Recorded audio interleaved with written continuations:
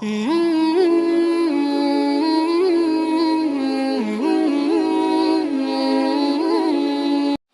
ذرا میں حضرت باب الحوائج مولا عباس کے متعلق پیش کروں آج نہیں دوں گا. کون ہے حضرت عباس ابن علی جن کے لیے تہجد میں مولا نے دعا مانگی ہو؟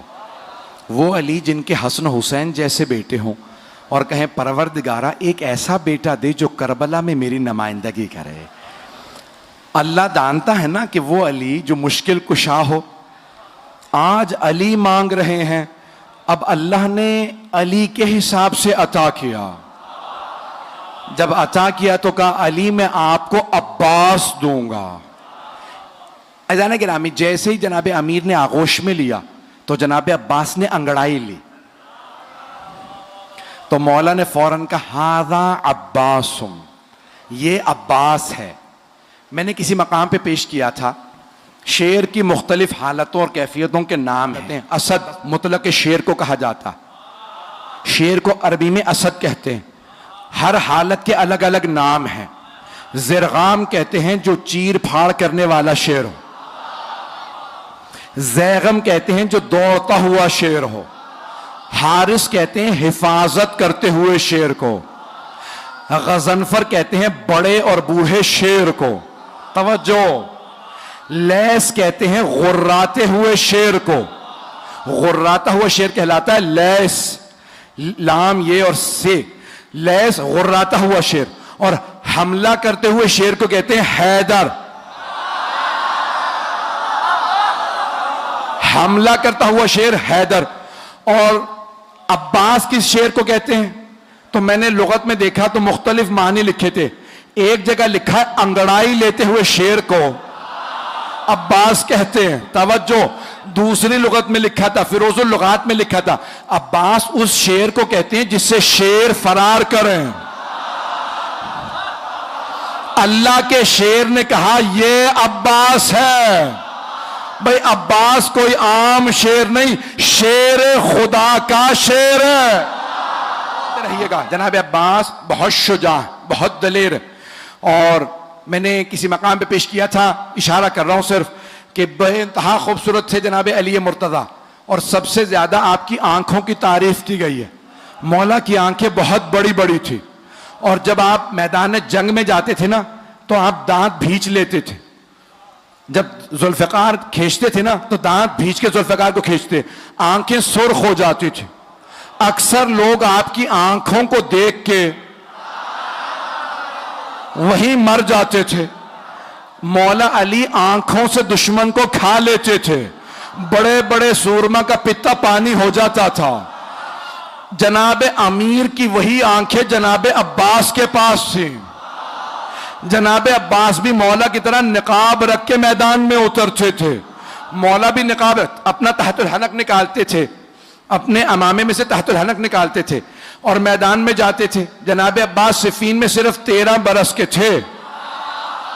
اگر سننا چاہیں پڑھو, 13 برس کے تھے صفین میں. تو ایک مرتبہ جناب عباس علیہ السلام جناب امیر کی زرہ پہن کے مولا کی سواری پہ سوار ہوئے, مولا کی تلوار لی, میدان میں گئے.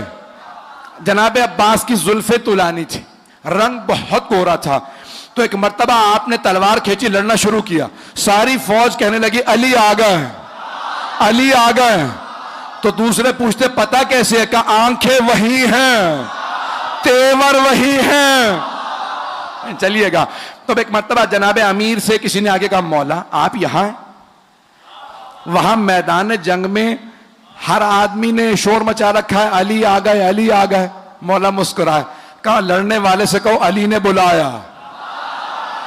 جناب عباس سے کسی نے کہا آپ کو علی نے بلایا, آپ نے نقاب نہیں اتارا. ایک مرتبہ سواری سے اترے, بس مولا کا نام آنا تھا, گھوڑے سے اترے, ہاتھ میں تلوار تھی, خون بہ رہا تھا تلوار سے, چہرے پہ ابھی بھی نقاب تھا. جیسے ہی جناب عباس کو آتا دیکھا نا تو جناب عباس کے سیاہ امامے پہ سیاہ بال چہرے پہ آئے ہوئے تھے, رنگ گورا تھا. مولا نے دور سے دیکھ کے کہا ہاذا قمر بنی ہاشم. کہ ھذا قمر بنی ہاشم، یہ بنی ہاشم کا چاند ہے۔ عزیزان گرامی، جس گھر میں ایک ہی خوبصورت ہو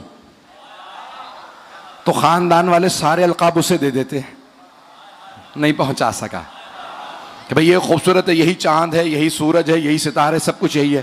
اور اگر کسی خاندان میں سبھی خوبصورت ہو، اب پہنچ رہی ہے بات، سبھی خوبصورت ہوں، کوئی حمزہ ہو، کوئی جعفر طیار ہو، رسول خدا، علی مرتضی، امام حسن و حسین کے تو نام ہی حسن سے نکلے ہیں، بہت خوبصورت تھے۔ جہاں سبھی خوبصورت، وہاں جناب امیر فرما رہے ھذا قمر بنی ہاشم۔ اب سوچیں کتنے خوبصورت ہوں گے، صرف آنکھیں نہیں، ناک جناب عباس کا، آپ کی پیشانی، لب، آپ کے بازو، آپ کا قد، ہر چیز دیکھنے سے تعلق رکھتی تھی۔ جو ایک دفعہ دیکھتا تھا وہ واپس آ کے پوچھتا تھا کون ہے۔ جب جناب عباس مدینے کے بازار میں جاتے تھے، بازار رک جاتا تھا۔ جناب زینب کو کسی نے کہا جب آپ کا بھائی جاتا ہے بازار رک جاتا۔ جناب زینب نے بولا کہ بھیا آج کے بعد سے چہرے پر نقاب رکھنا۔ کہ بی بی جیسا آپ کا حکم، کہ بھیا کہیں نظر نہ لگ جائے۔ سارے مدینے والے ایک ہی بات کرتے ہیں، عباس عباس ہے۔ بہت خوبصورت ہے۔ میں دیکھ رہا ہوں آنکھوں میں آنسو ہیں۔ بھئی یہ ولایت و عقیدت کی علامت ہے کہ فضائل میں بھی آنکھوں میں آنسو آ جائے۔ جناب عباس بہت خوبصورت، بہت سخی تھے، بہت شجاع تھے۔